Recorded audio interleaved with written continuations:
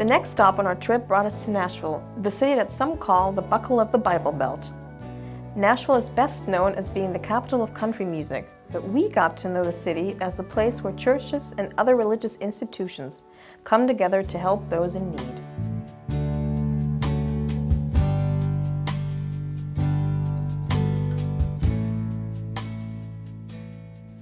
Nashville's downtown Presbyterian Church, for example, provides meals for the homeless. The church also supports the city's major homeless newspaper, The Contributor.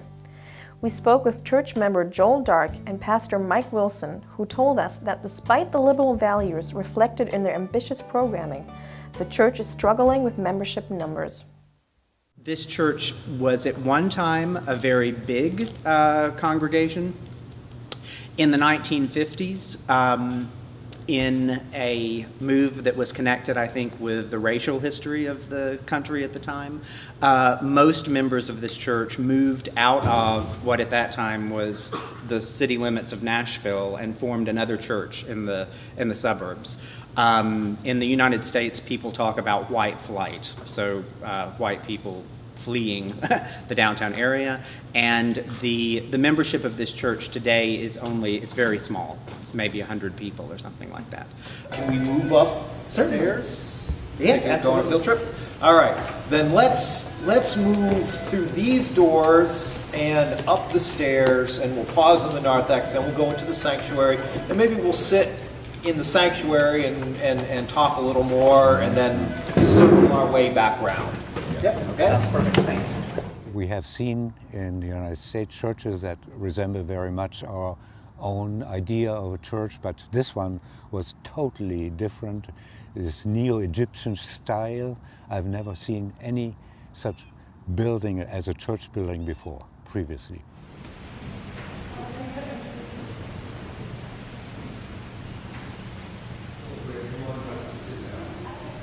This is unlike any church sanctuary anywhere. As Joel said, it's in the Egyptian revival style. It became popular in the mid-19th century. We are not entirely sure how in 1848 a Presbyterian church in Nashville, Tennessee was convinced to adopt this style. In the mid-19th century, there was a woman here in Nashville named Adelicia Ackland. She was, in fact, one of the wealthiest women in Tennessee, perhaps one of the wealthiest women in the United States. It's important, I think, to note that as the history of the United States, especially in the mid-19th century, was a difficult one, Adelicia made her fortune in the slave trade. So even now we're working out what that means to have a building that's tied to that complex history. Given the small size of that church congregation, about 100 families, as I understand, it was remarkable that they are able to come up with a program that is very demanding, like the one that was mentioned, feeding as many as 500 people per week, or the other one to support this paper for the homeless and to provide space for that. And the third one was, of course, the art gallery and the artist studios connected with the church. To my knowledge, there's nothing comparable in German congregations that you provide a place, a home for artists who are artists in residence for quite a long time, some of them. Some come for shorter periods, but some are there, I think, more than 5 years now. The setup of the program is that for a very small fee, you get the space here, and you get to make art, and occasionally the church will ask for help in doing projects and creative things and where artistic help is needed, but we're pretty much free to make whatever we want, sell whatever we want. The church doesn't have a faith requirement or any kind of interest in the artist being religious. We're just allowed to make art for art's sake. The only restriction that we have on the work we create is not on the work we create, but the work we show. And so when we show work, the church has had an ongoing policy of asking the artist to be mindful that the community that use this building are all ages. After visiting the Presbyterian church, we went to Thistle Stop Cafe for lunch. The cafe is part of a number of social enterprises that run under the umbrella of Thistle Farms. Their programs help women recover from issues related to prostitution, trafficking, and addiction. It's a company that's made for the women, by the women. They not only make the candles, but they run it. They started melting wax in spaghetti pots in a church basement and selling these candles at home parties throughout Nashville. So they would kind of sell it Mary Kay style or Tupperware style. It was Tupperware parties with a social cause. So again, that was 5 women. Now, how long has that been? That was in 2001. This is 2015. We have clearly expanded beyond the basement of a church. We're not a faith-based organization. So, but we receive no government funding.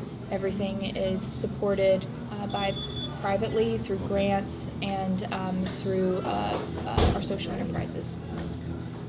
I found it very impressive, the fact that they built it from nothing basically, started in a basement and made candles to sell and worked their way up from there. And that they're supporting each other with the money they make and find their way back into a normal life basically. So I was really impressed by the stories they shared with us. I asked the DA to lock me up, and that's not what usually happens. Usually people are saying, let me out. But I thought that if I could get locked up, that would be a way for me to escape this lifestyle. I could get off drugs, you know, and because I couldn't get off any other way. And the DA said, no, I got another idea for you. There's this program called Magdalene, and we're going to refer you to that.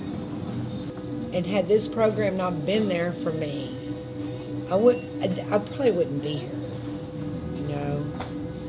So I'm just, what happened for me was a sisterhood for life, you know. I went through the program in 2000, 2002, I graduated, but here I was, 2013, and needed help, and they were still there for me. What really made me emotional was when she told us that she will be moving into her first own apartment tomorrow, which has 1 bathroom, and that she was so happy, so excited. And getting an apartment with a bathroom is something for us as students that is really normal, and for her it was such an exciting moment, such an exciting time in her life, and that really made me tear up actually, that she was so happy about this, that she made it, and that she was ready to start a normal life again. So that was really impressive, I think. Our last stop for the day was at American Baptist College, a small liberal arts college that focuses on social justice. We spoke to the college president, Forrest Harris, and attended the energetic evening service. We are not a Baptist college in sense of doctrine and polity. No, we are a liberal arts college with a Christian emphasis that is affiliated with a Baptist denomination. But we don't advance Baptist polity as the single thought of our curriculum. There are movements, there are education, there is governmental reforms that float to attempt to deal with them, but it will take a constant evolution of the change of persons' consciousness, collectively consciousness, so that public policies can reflect a more inclusive social justice form of consciousness as it relates to democracy in America.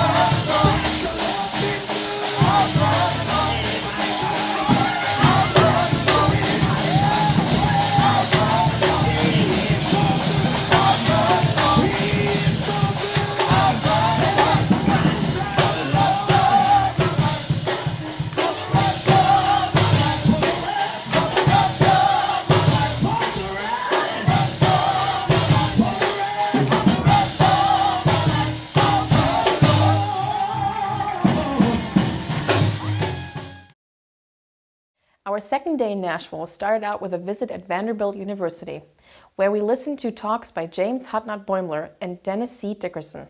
While Hudnut Boimler talked about contemporary religion in the South, Dickerson helped us understand the connection between Nashville and the civil rights movement. Nashville was a particularly important place and a particularly important venue where you have a crossroads of religious discourse, not only having to do with Christianity, but also having to do with Gandhian nonviolence. The nonviolent moral methodology had to be not only practiced, not only done concretely, but it had to be internalized. It had to become part and parcel of one's moral being. Nashville became really, in many ways, helped to energize the rest of the civil rights movement, because it's from Nashville that the students, Diane Nash, Sean Lewis, and others, helped to bring about the Student Nonviolent Coordinating Committee. The first part of our trip had dealt exclusively with Christian faith and denominations. In Nashville, however, we had the chance to visit the local Islamic Center and hear about how Nashville's Muslims perceive their place within the community. Talking about religions in the South or our community, it's pretty well integrated into the community. And so we don't feel like outsiders in terms of a mosque and a center. I understand that there's a lot of conflicts on an international scale between the different denominations in Islam, Yes. Sunnis, Shiites, and even Alawites. Is that, or does that affect your service or your community here? Now, what affects us is when news like that comes here, and then people get those imagery and assume this is our Muslim community here, and that's when, or if something violent happens in another country, that does affect us at times. Not all the time, but it can affect us depending on the context of the news and what happened. The next day, we visited the Martha O'Brien Center, a Christian organization that provides social services to people living in poverty. The visit to the center made many of us pause, since as Europeans, we would expect many of the services the center provides to fall within government domain. We have about 2,100 residents, about 720 units here that range from 1 bedroom to 4 bedroom for families. About 59% of our residents here are children under the age of 18. The poverty level is very high. In the United States, we define poverty for a family of 4 as $24,250 in annual income. Our families here has actually gone up, and it's about $7,400 annually. There are a lot of people that pay just a little less than that for their car payment, for like a Honda, not even a fancy car. So the poverty level is high. We're in what's considered a food desert, meaning there's no access to healthy foods in the walkable neighborhood. And I know it's distracting. And we're about 2.8 miles away from our nearest grocery store, but it takes an hour and a half to get there by city bus because there's not a direct line from here to there. So at some point I came to thinking that maybe some of those programs actually aren't helping, but are enabling people to stay in the situation that they are currently in. And I know that the American system works in a totally different way, but I think I'm more pro welfare state, even if it's expensive. Our last stop in Nashville was the Southern Baptist Convention. This is an organization that unites many, predominantly white, Baptist churches in the South. During our visit, we learned more about the organization, their beliefs, and their controversial social doctrine. It looked like a sort of a regular office building, and a part that it had a cross in the front, and of course that Southern Baptist Convention. But apart from that, we were welcomed very nicely by their librarian, or their head librarian, I guess, because they have a big collection of Baptist documents, so writings. They also said they had films, a lot of microfilm. Yeah, they have a huge archive, and so we were introduced to that. and we got drinks and cake, and they were very interested in our backgrounds. Yeah, so very nice Southern welcome. And so as being evangelical, we believe that one enters into a right relationship with God through personal faith in Jesus Christ. And that's part of the evangelical heritage, and we would fall within that broad camp. We also have been identified historically as being a part of, I'm going to use the small f, let me do it this way, small f, fundamentalism, in that we believe that one of the fundamentals of the faith is that the Bible and the Bible alone is our source of authority for all matters of faith and practice. The person who talked to us, who was the lawyer of the Southern Baptist Convention, because the president had to leave for a meeting, he left his lawyer to talk to us. And he had explained their belief system to us in what I thought was a little bit of a condescending way. What you heard from Dr. Oldham is a professor's view of who we are. And now I'm going to give you more of a street version, more of a earthy rendition. So then the topic changed to social issues, and right away he said, oh, so do you mean same-sex marriage? I guess they receive a lot of attention in regards to this topic because their stance is very firm. So they're very, very against same-sex marriage because in their opinion it is a lifestyle that violates scripture. It is sinful behavior and something that if you want to be saved by Jesus, you cannot engage in. We believe good doctrine emanates from Scripture, and we don't get a vote. God says what He said, and it's nice when we can understand why what He said makes sense, but when we don't understand it, we still should obey it. I guess the debate got a little bit heated when I asked how this fit into a belief of a merciful God and of a heaven that is free and of all this forgiveness that they preach. How they can be so discriminatory. He hasn't made us, so we can't deny Him. Now that gets to the root of your problem. If He's good, if He made us, why don't we just let things happen the way they happen? Well, because we can do better. He made lightning too, but I don't stand with a golf club in my hand when the storm comes. I do better. I get away from metal. I don't want lightning to strike me. So we can chart a better course than just letting things happen. I was pretty shocked by his answer. I did not understand this metaphor, and it was a very strange comparison to make, in my opinion.